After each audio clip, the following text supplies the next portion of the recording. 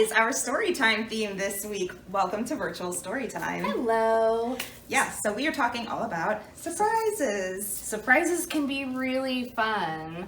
So we're going to read a couple of stories and we've got a super fun surprise puppet show for you. So stay tuned. We'll be back.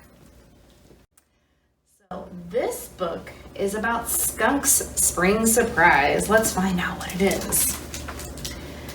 The very day that winter ends, Skunk wakes up from dreaming of her friends. Do you dream about your friends? She blinks her eyes and shakes her head, then jumps right up and makes her bed. Hooray, my winter nap is done. It's time for me to have some fun. Skunk yawns and stretches and twists and bends, then scurries off to find her friends. Good morning, Turtle, calls out Skunk. Where are you, Mole? Hello, Chipmunk. Skunk listens hard and smells the air. Can you smell the air? But does not find them anywhere. Where are my friends? Where can they be? Have all of them forgotten me? Perhaps they hate the way I smell. Skunk stamps her feet and starts to yell, but no one hears Skunk rant and rave, not even Bear inside his cave. Skunk is thirsty, sad, and hot. A drink, he says, would hit the spot. She sighs and gives herself a shake, then slowly trudges to the lake. Skunk's friends are waiting on the sand to welcome Skunk as they had planned. Bunny hops about. Oh dear, I thought by now Skunk would be here. She always wakes and takes a drink. Fox sniffs and says, that's her, I think. Hush, says the turtle with a wink. Don't scare her or she'll make a stink. Skunk, squeals Mole, how do you do? We've got a big surprise for you. For months we've planned a talent show. Ready or not, Skunk, here we go. Fox shows Skunk's Frog's favorite joke. Frog laughs so hard he starts to croak. What does a frog say to this? Say, ribbit, ribbit. Turtle strikes a skunk-like pose, then dances lightly on his toes. Chipmunk tosses nuts and sticks and teaches Skunk some juggling tricks. Do you know how to juggle? It's very difficult. Mole dances like an acrobat while Crow flips Bunny from a hat. That's a neat trick. Snake and Ladybug hum a note, then sing a song for Skunk they wrote. Ant swings Beetle by the knees, then lands in front of Skunk with ease. The end, says Beetle, Ant, and Crow. We hope that you've enjoyed the show. That's not the end, Skunk starts to rise. I also have a spring surprise. Skunk leaps up on to take the stage. She reads the words upon her page. When I wake from my winter sleep, I love to hear the robins peep. I love to smell the sweet spring breeze. I love to see the budding trees. When I wake from my winter's rest, I'll tell you what I love the best. To see my friends down by the lake makes me so glad to be awake. Skunk's friends all clap and make a fuss. We love the poem you wrote for us. And we love you, her friends all sing. They hug and kiss her. Happy spring. The end. And I'm going to read you Curious George and the Birthday Surprise. This is George. He was a good little monkey and always very curious. Today is a special day, said the man with the yellow hat at breakfast. I have a surprise planned and lots to do to get ready. You can help me by staying out of trouble. George was happy to help. Later, while George was looking out the window and being very good, he heard some tinkly music. It was coming from an ice cream truck. George watched as a whole line of children and their dogs enjoyed some ice cream treats. It looked like fun. But when the ice cream truck moved on, George forgot all about staying out of trouble and went to find some fun of his own. Uh-oh. In the living room, George found noisemakers and hats and games. Could this be part of his friend's surprise? But before George could find out, he spotted some streamers, balloons, and colored tissue. He could not resist. What do you think he's going to do? Decorating was easy for a little monkey. Still, George was curious about the surprise. And what was that good smell coming from the kitchen? George followed his nose. Can you point to your nose?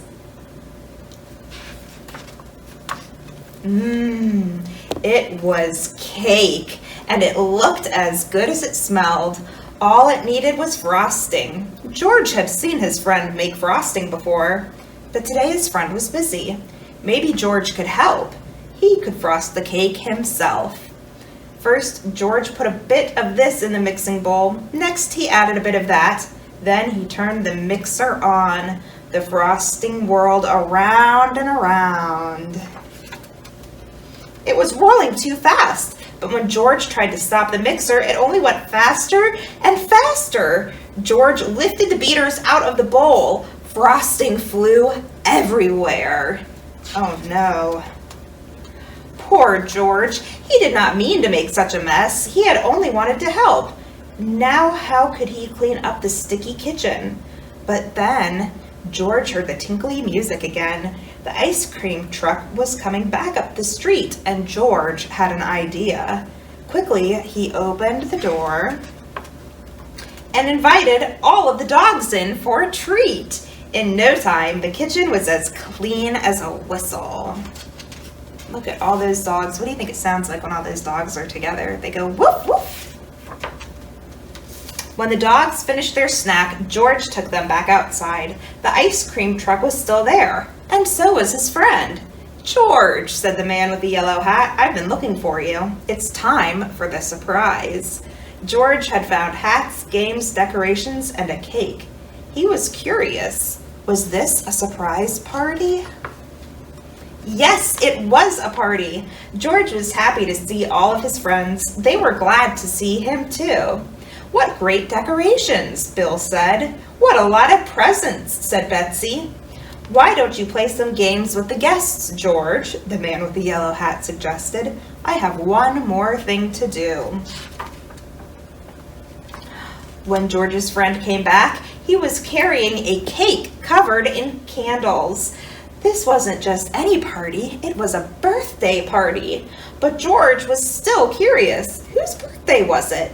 He watched to see who would blow out the candles. The man with the yellow hat put the cake right in front of George. That was a surprise. It was George's birthday. The party was for him. Everyone sang happy birthday. Then George took a deep breath. Can you take a deep breath? And he made a wish. Blow out those candles.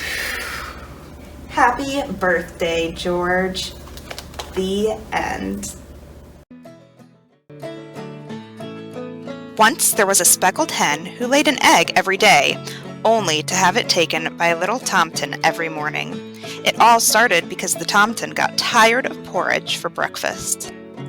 Each morning, the rooster crowed as the sun came up, and Henny knew the tomtin was on his way. So did the little hedgehog who lived nearby.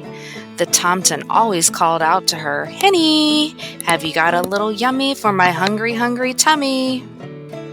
The tomtin climbed into the henhouse, took Henny's warm, smooth egg, and ran off to cook it in his little kettle, sprinkle it with salt, and gobble it down. Then he fell fast asleep in the hayloft until evening. Henny didn't like the tomtin taking her eggs, But she put up with it until one morning when she saw Goosey Goose sail forth, smiling and bowing, with a stream of pipping little goslings following her. "Oh my," Henny clucked. "Where did all of those little ones come from?" "My eggs are hatching," crooned Goosey Goose. "Here comes the last one now." From that moment on, Henny wanted a brood of peeping chicks of her own. But how could she stop the Tomten from taking her eggs? The next morning, when the Tomten poked his head in, Henny tried.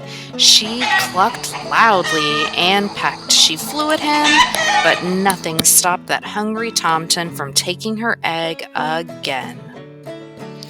"No eggs, no chicks, no peeping babies!" Henny wailed so loudly that she woke up the little hedgehog, her tears pouring down on top of him. "Puffa, puffa, stick, stick," Hedgie went as he crawled out to talk to her. "Poor Henny. I've been watching the Tomten take your eggs. I'll help you trick him into stopping."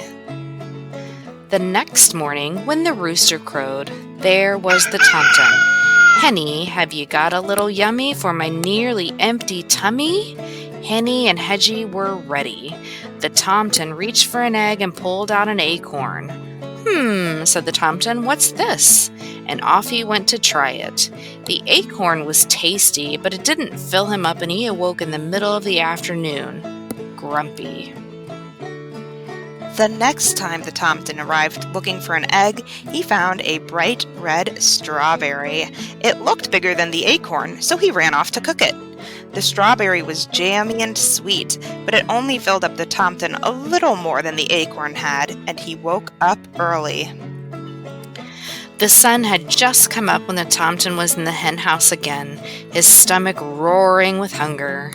Pushing Henny aside, he grabbed for an egg, only to find a delicious-smelling mushroom. He raced off to cook it, and as scrumptious as it was, he woke up with his little tummy growling for more.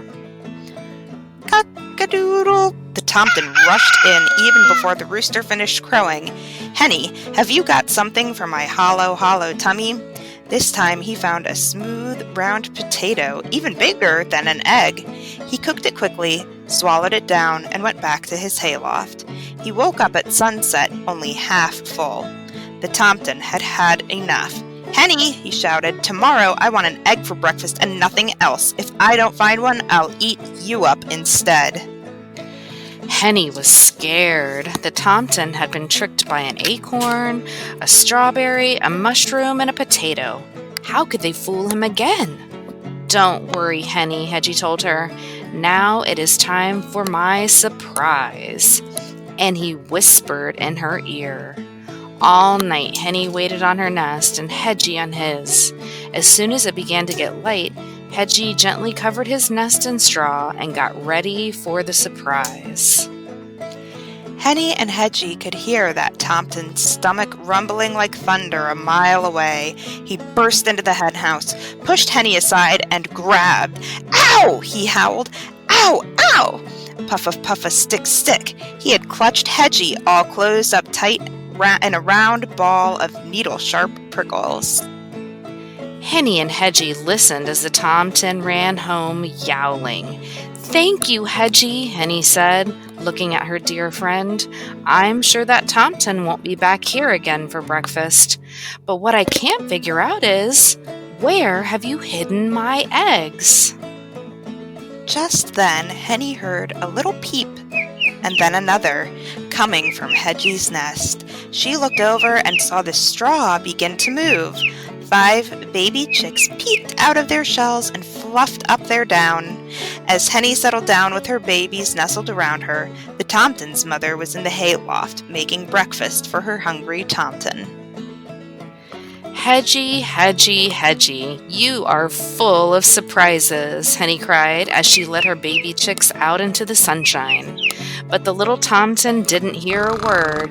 He was sound asleep, his tummy full of tasty porridge. The end.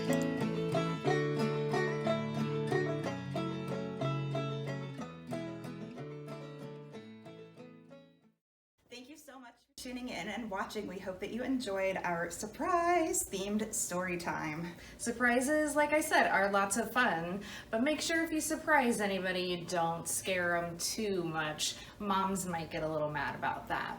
But I hope that you guys come on in and grab a surprise craft that we did along with this week's Storytime theme. It's super cute. Yes, it's very surprising. So we hope to see you guys soon. Bye.